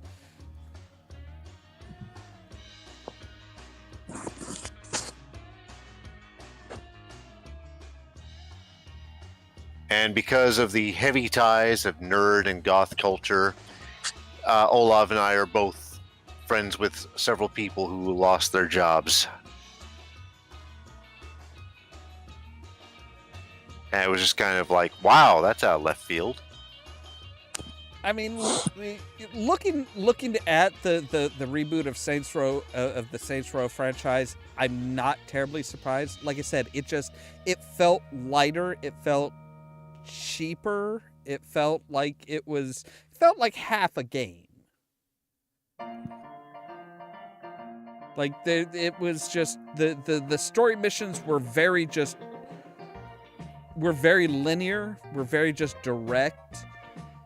There wasn't as much, oh, hey, so, yeah, you did this, congratulations, but now you have to, but now you've got other stuff to deal with. Okay, you accomplished the mission for this particular part of the story, but there's a whole lot more shit going on.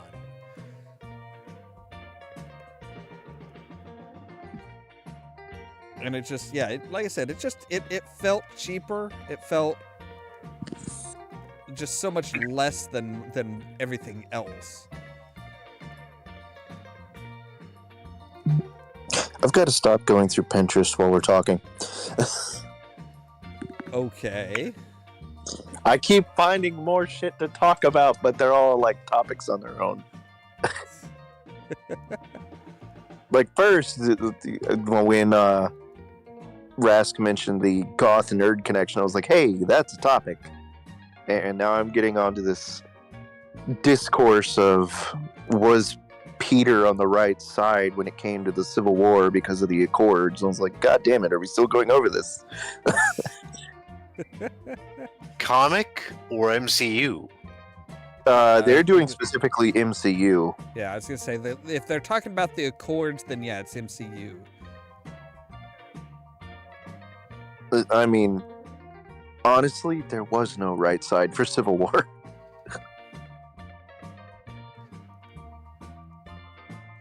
I mean, If it was the comics, I'd have said Cap, but there was a right side to the MCU's the MCU's Civil War, and that was fuck Tony Stark. I mean, they're called the Sokovia Accords because of all the shit that went down in Sokovia, which was exclusively because Tony decided to try and make Ultron.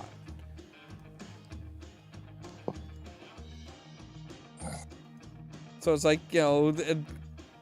Tony fucked up, and all of a sudden they're like, oh, hey, so everybody needs to follow these accords. And Tony's like, yes, everybody needs to follow these accords. Everybody does. It's like, but it was you. It wasn't everybody. All the other Avengers helped clean up your mess. You were the one that made the mess.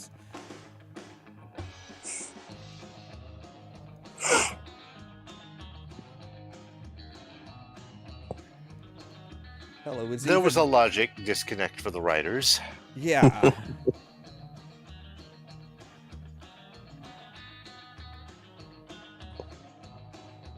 And the whole thing of, oh, well, the Avengers stopped him, yes, but he still, killed a lot of people in Sokovia and, disconnected Sokovia from the Earth and lifted it up. And it's like, yeah, that was your creation. The thing that you hid from everybody, including Bruce Banner, until basically it decided to go live by itself and do all this shit. And that was the point where, he was talking to Banner, was like, hey, so I've got this thing that I'm working on. You might like it. It's pretty cool. And what pisses me off the most about the whole thing is that then in Avengers Endgame, he's still like, hey, remember I said it? A suit of armor around the planet. I said that. And it's like, yes, and you tried to do it and fucked it up.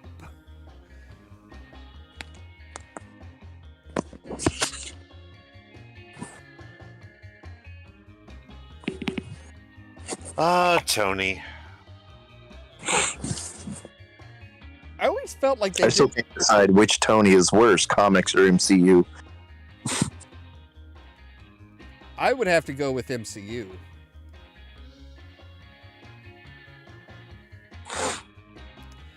Because at least with comics, Tony was at least able to learn from his mistakes and did change. MCU Tony never really changed. He was always it was always kind of like,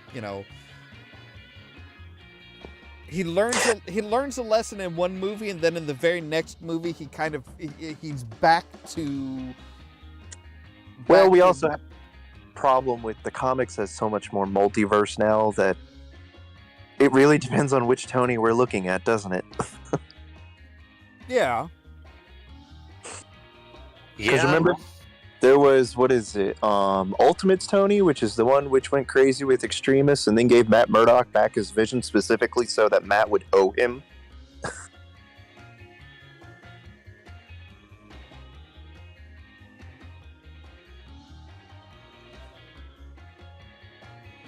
Oh, Ultimates universe.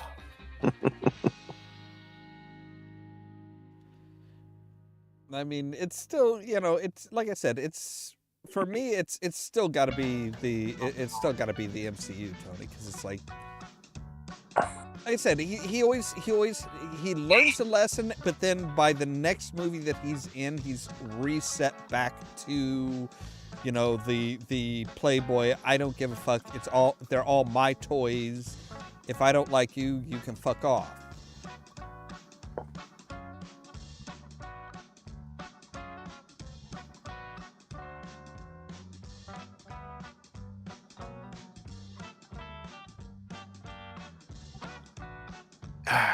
Yeah, that is one issue. It's not the only character they've had that issue with. They've had to do a reset on, and we've just walked the whole character development arc over again. I hate to hit this note, but Loki. We had a whole bunch of character development with the original 616 iteration for the MCU. And suddenly we effectively have a reset back to Avengers 1, and we go through the whole arc all over again. With the slight revelation that he gets to see how the other him dies, but doesn't get the little things like, oh, you were responsible for your mom's death. Like, that shattered the Prime Loki. And we never see that in new Loki, quote unquote. Yeah, but that's, at least with that, it's, at that point you're looking at the multiverse problem. We are, yes. But with Tony, there's not a multiverse problem. There's just, he continually has to be taught the same lesson over and over and over, the same lessons over and over and over again. He just never actually learns.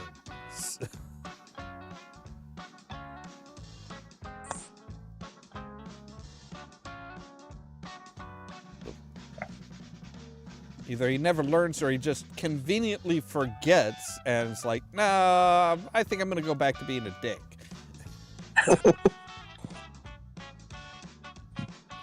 There's never even an explanation as to why.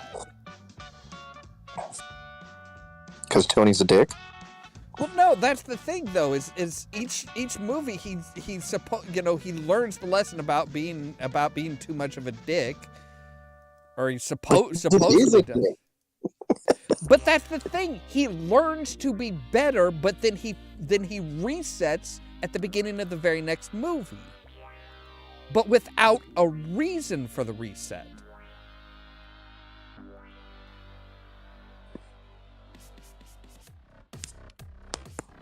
Like in Iron Man 2, it's, hey, okay, so yeah, he learns that his dad had a lot of secrets. There was a lot of shit about his dad that he didn't know. And, the idea of the idea of allowing the government to have one of the Iron Man suits, or at least allowing Rhodey to have one of the Iron Man suits, isn't a bad thing. And he's got to be aware of, hey, people will come after him for what his family has done in the past. Iron Man 3, he's flat out saying, hey, Mandarin, if you want to fight, this is my address. And then is shocked when his house is blown the fuck up. It's like, you learned at least twice now not to be an arrogant dick. But you're turning around and being an arrogant dick for the third, for your third solo movie. Not to mention he's being an arrogant dick while he's still facing PTSD. Yeah.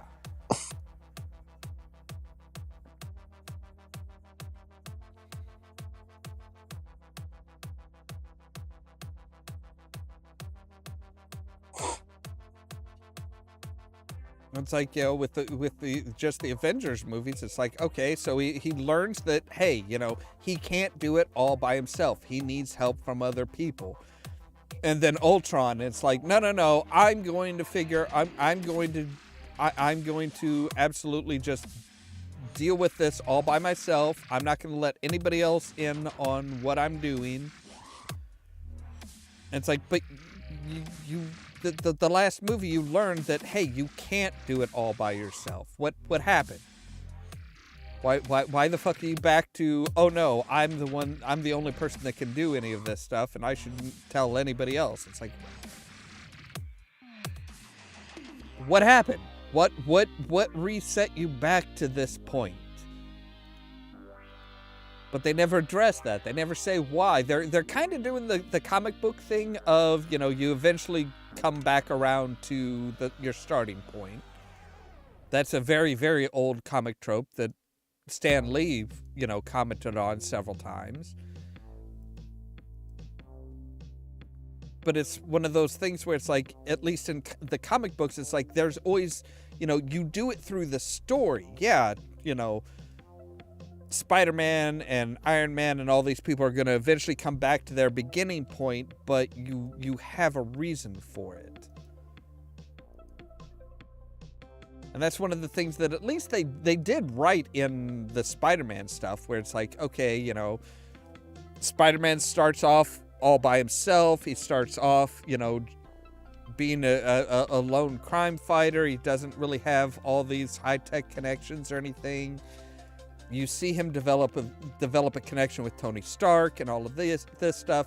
But by the end of No Way Home, he is back to basically being a loner. Nobody's there to help him. He doesn't have any connections. He doesn't even have a high school diploma at that point. So he's going through and going through the necessary steps to get a GED so that he can actually move on and apply for college. But that's all shown on screen. With Tony, with Tony and most of the Avengers and stuff, it's like there's no real reason why it happened. It's just, oh well, we want the asshole Tony back, so that's how we're gonna write him. It's like, but why is he an asshole again? Why? Just, it doesn't need to be a great reason. It just needs to be a reason. This harkens back, ironically, to basically comic books in general resetting character development over and over again because someone else, some new writer, wants their say. One More Day, anyone? Oh, don't even get me started with One More Day. I'm like, I have my favorite characters, and I hate how many writers they go through, mangling whatever the last writer did. So everything has been erased that I loved and thought, oh, they might go forward with this. This would be a great new start for the character. Erase button. Yeah. But that's, some characters change permanently and some don't. But like I said, that's one of those that is a trope that has always been around and has always been around for comic books. Is, yeah, it is ultimately Stan Lee pointed out. He said it is a circular journey. They will always come back to that starting point.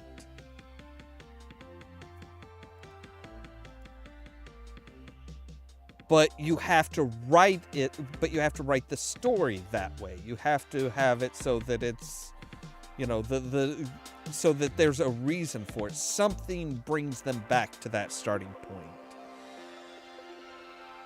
Again, like with No Way Home, it's like, you know, everybody forget, you know, his final wish is everybody forgets Peter Parker. That's how he words it. So all of a sudden, he doesn't have nobody knows who Peter Parker is. There's no record of Peter Parker. So nobody on the Avengers is going to be helping him. He doesn't have he doesn't have a high school transcript anymore. So he has to go through the GED to get it to be able to advance in college. He's working a shitty ass job and living in a crappy apartment. He's back to Peter Parker 1.0, but they gave it a reason. You know, I'm just starting to realize Civil War never would have worked in DC. We had it. It's called Injustice. Yeah, that's why it wouldn't have worked in DC. Well, I don't think you could really say that Civil War is the same as Injustice. I mean, granted. Also, for some reason, with the Injustice comics I picked up, it was like He-Man versus Superman, because they decided to have a Masters of the Universe crossover with the Injustice verse. That's. Well, I mean, more of... Sure, you can do the whole two mightiest superheroes against each other, because that's like Batman versus Superman. We've done that 1,000 times. But I'm talking more like specifically the Accord section wouldn't work in DC, because the heroes there just don't give a shit. The closest thing we've got to the Accords is whatever Amanda Waller is doing at any given moment. Yeah, but I'm saying, like, if Amanda were like, oh, all superheroes have to be registered, they'd all be like, what are you going to do to enforce that? True. Because, yeah, I mean... Tell me Bruce, first of all, wouldn't be like, first of all, I'm going to lobby you in court and make sure this shit doesn't pass. Second of all, if you pull some bullshit and this does pass, may I remind you, we have an alien that can literally melt your brain from 4 miles away. How are you going to enforce this? Yeah, but she would know that that's a bullshit threat.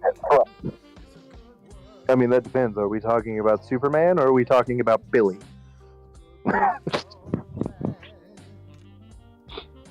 I don't. Oh, jeez. I don't think either one of them would do it. Assuming we stick to main universe, you're correct. And not barbecues Lex Luthor Superman or lobotomizes Billy Superman. No, that's Injustice. That's we're not crossing over Right. to Injustice. We're sticking at the main. Right, that's why I say, yeah. assuming main universe, yes. Yeah, because First I mean, if we're playing multiverse, the moment we get Batman who laughs involved in anything.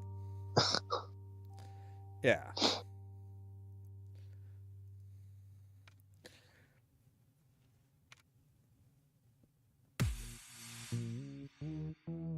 But yeah, that's one of those things where it's like, yeah, there's the DC universe would be, you know, would be very much more, you know, they would be more inclined to just be like, okay, you know what, we retire then. If you're gonna try and force us to out ourselves, we're gonna retire. So I'm sure there's still some heroes that would keep doing it. To be like, we have to know who you are. Jason would just immediately pop up and be like, you know who I am, but you can't do shit because I'm legally dead. True.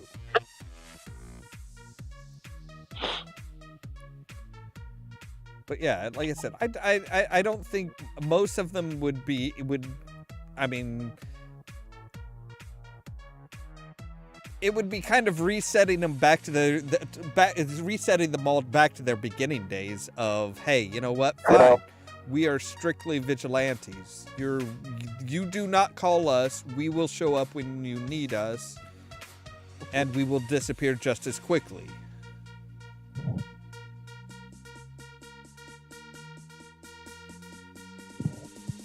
I mean, what are they gonna do? They're gonna try and follow the Flash, or or Batman, or Superman, or it's like good luck trying to get Deanna on anything, considering not only is she technically not a human, but also she has diplomatic immunity because she's not even from that country.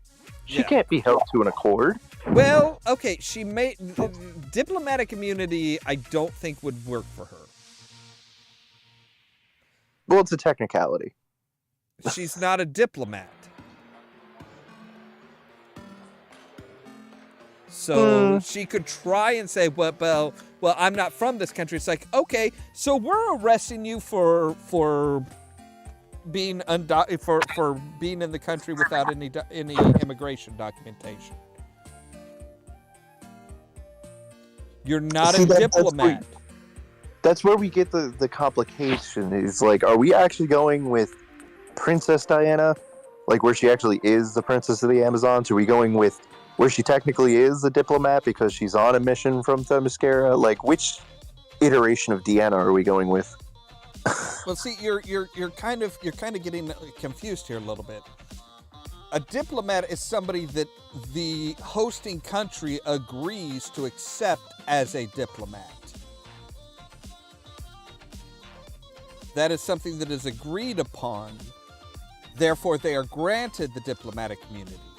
And even with diplomatic immunity, that just means they can't be arrested. It doesn't mean they can't be the hosting country can't say, you broke our laws, we can't arrest you, but we are revoking your credentials as a diplomat.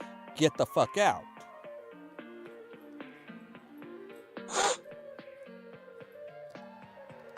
Still goes back to if they can't enforce it.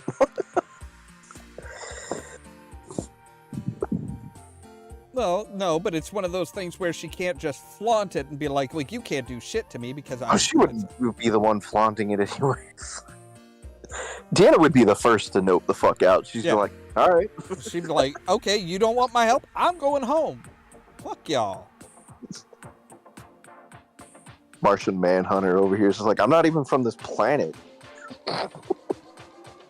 Martian Manhunter would probably just take on a persona. Would probably take on a persona and be like, yeah, I don't know who he is. I'm just a regular American looking for a job. That's all. And we may have someone having issues with chat. If you'll notice, chat has been pretty quiet all night. Actually, I haven't had YouTube up on my phone.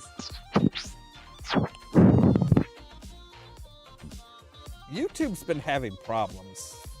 A few problems here and there lately.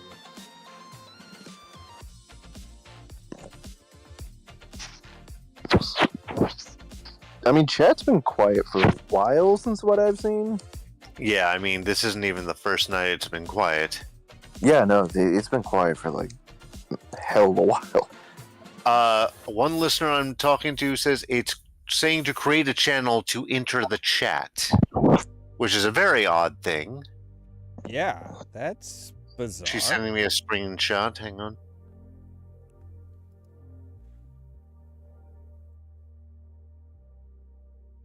Welcome to live chat. Remember to guard your privacy and abide by our guidelines, blah, blah, blah. Create a channel to join the chat. All messages you send will appear publicly. Huh. Yeah, because, like, even just a standard YouTube account now counts as a channel. And they want you to have an account so that you can be documented and monitored. Yeah, so you can't just, like, chat from a burner account anymore. Okay. Gotta be from your actual Google account. Yep.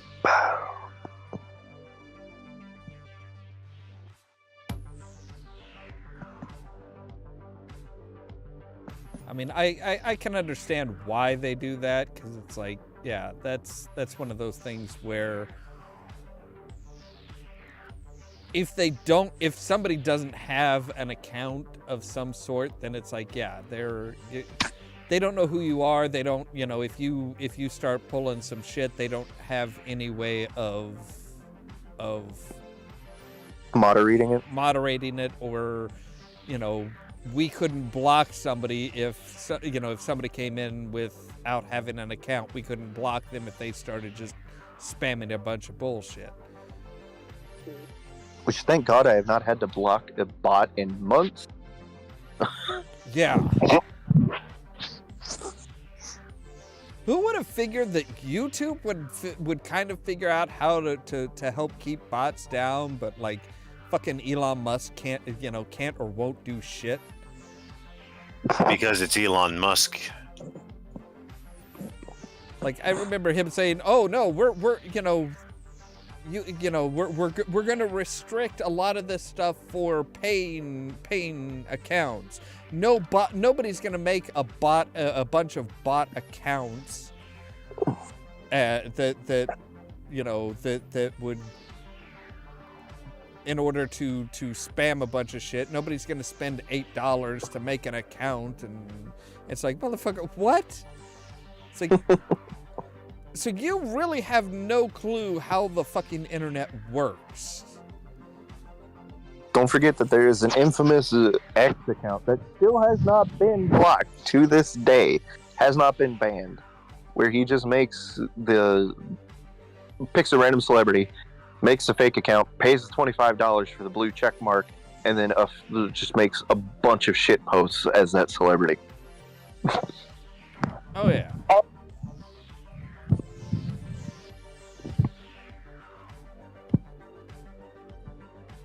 Yeah, there's just, it's... Oh, I saw I think it was a recent one, the Fallout launch party, I think it is.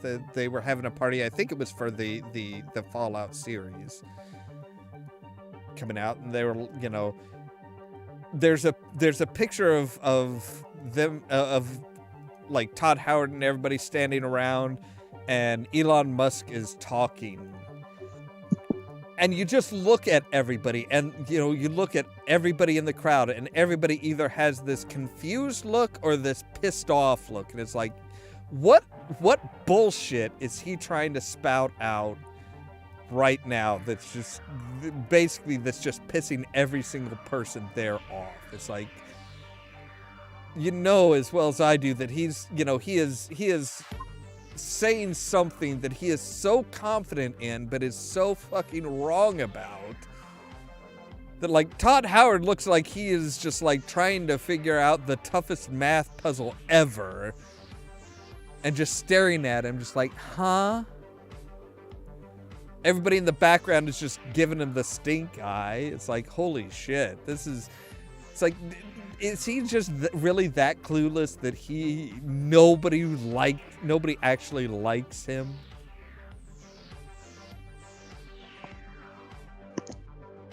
Seems to be a thing once you reach a certain level of, I don't want to say celebrity,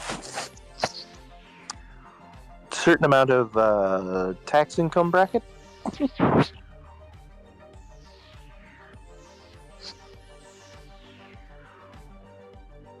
I mean, I figure that's probably how most of his employees look at him.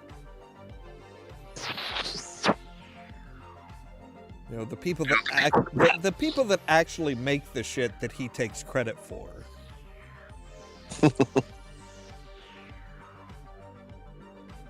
Do we need to restat him yet? No, I think I think we're good on that. I was supposed to say, like, we edited it once. I don't think we've revisited it since.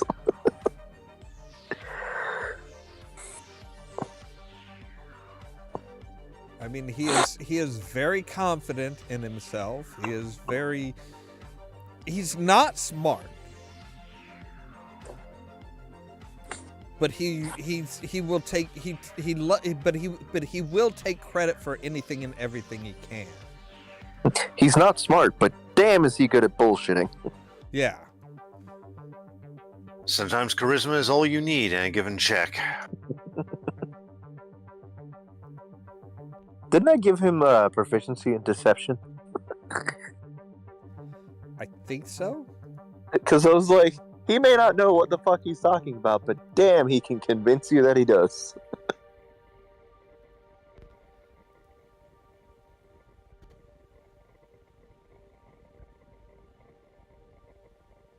I mean, he can at least convince some people.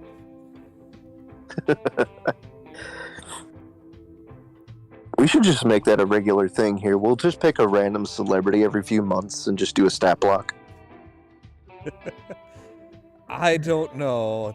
I think we would very quickly wind up with some that's just like, no, just no. I'd rather just not even touch that individual. Well, I mean, we can have a blacklist.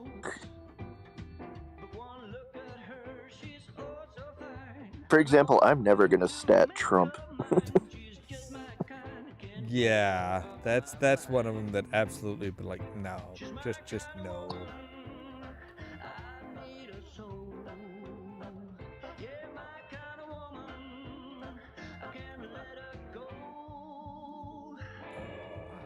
All right, we've been going for a couple hours here. I think this is about. I think this is a good point to call it for tonight.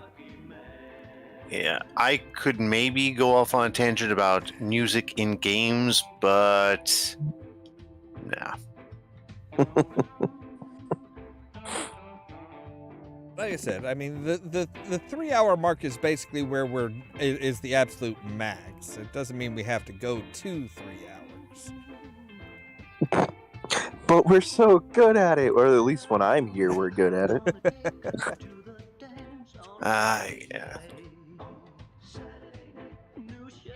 The more people we have. Yeah, I was re-listening to last week, so I'm like, damn, am I really like the energy? No, it's just a matter of, well, like Raz said, it's a matter of, the more people you have, the more you Yeah, the more go. you can bounce off.